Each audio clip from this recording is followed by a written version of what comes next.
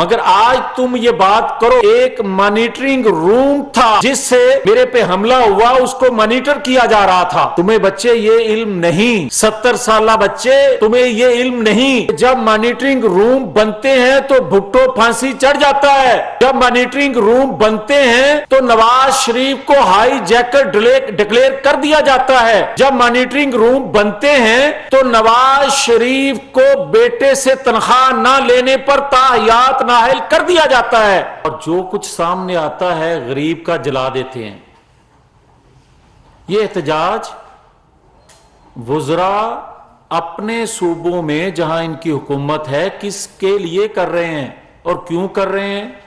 کس کو دباؤ میں لانا چاہتے ہیں اور کیا مطالبہ منوانا چاہتے ہیں۔ بات تو سیدھی ہے کہ الیکشن سے، فوری الیکشن سے پیچھے ہٹ گئے، مگر دو جڑے شہروں کے درمیان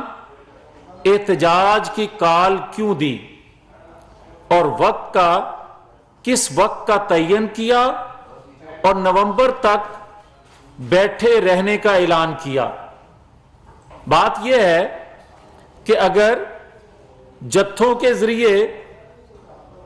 آپ اداروں کی تقرری رکوانا یا کروانا یا نام کہ وہ ہو یا وہ نہ ہو، اس کے لیے کرنا چاہتے ہیں تو یہ ریاست کیسے چلے گی؟ کیا اس سے پہلے کوئی یہ نظیر ہے؟ اور اس کے بعد آپ کانوں میں جو باتیں کرواتے ہیں، جو میڈیا کے کچھ لوگوں سے باتیں کرواتے ہیں کہ کچھ لین دین کرو جی، جان چھڑاؤ، بڑا دباؤ ہے جی، ملک نہیں چل سکتا، اس طرح ملک نہیں چلے گا، یہ کہا جا رہا ہے۔ تو بھائی یہی تو وہ ہتھیار ہیں جو 75 سالوں میں ملک کو چلنے نہیں دے رہے، کہ غیر آئینی، غیر قانونی مطالبات دباؤ میں لا کر جب کروائے جاتے ہیں، منوائے جاتے ہیں تو ریاست کمزور ہوتی ہے، ریاستی ادارے کمزور ہوتے ہیں، ملک نہیں چل سکتا۔ اور آج جو 18 سے 20 سال کے نوجوانوں کے ذہنوں میں جو گند گھولا گیا، جو زہر گھولا جا رہا ہے، وہ حقائق سے ناواقف، پاکستان کی ہسٹری سے ناواقف ان بچوں کے ذہنوں میں وہ زہر گھولا جا رہا ہے کہ پاکستان کی ترقی، پاکستان کی خوشحالی، پاکستان کی آزادی اسی میں ہے کہ اپنے سے بڑے کو گالی دو، اپنے سے بڑے کی بے توقیری کرو، گالیاں دو اور اپنی بات منواؤ۔ آج اگر یہ کہا جا رہا ہے کہ مجھے کچھ نام اور بھی میرے ذہن میں ہیں جو میں بتاؤں گا، تو بھائی صاحب ہمارے ذہنوں میں نہیں، ہمارے دل پہ نقش ہیں وہ بہت سے نام، جن کی وجہ سے پاکستان کو نقصان ہوا۔ منتخب حکومتیں بغیر کسی کرپشن کے، بغیر کسی 1 روپیہ ثابت ہوئے بغیر، چور، ڈاکو، لٹیرا، کرپٹ کسی کو کہہ کے 18-20 سال کے بچوں کے ذہنوں میں گھول دیا گیا، مگر ہم نے قومی مفاد میں لائن کو عبور نہیں کیا، اس لیے کہ یہ ریاست ہماری ہے،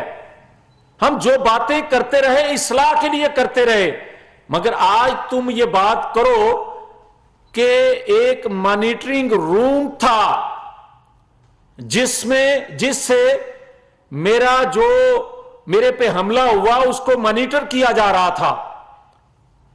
تمہیں بچے یہ علم نہیں، 70 سالہ بچے تمہیں یہ علم نہیں کہ جب مانیٹرنگ روم بنتے ہیں تو بھٹو پھانسی چڑھ جاتا ہے، جب مانیٹرنگ روم بنتے ہیں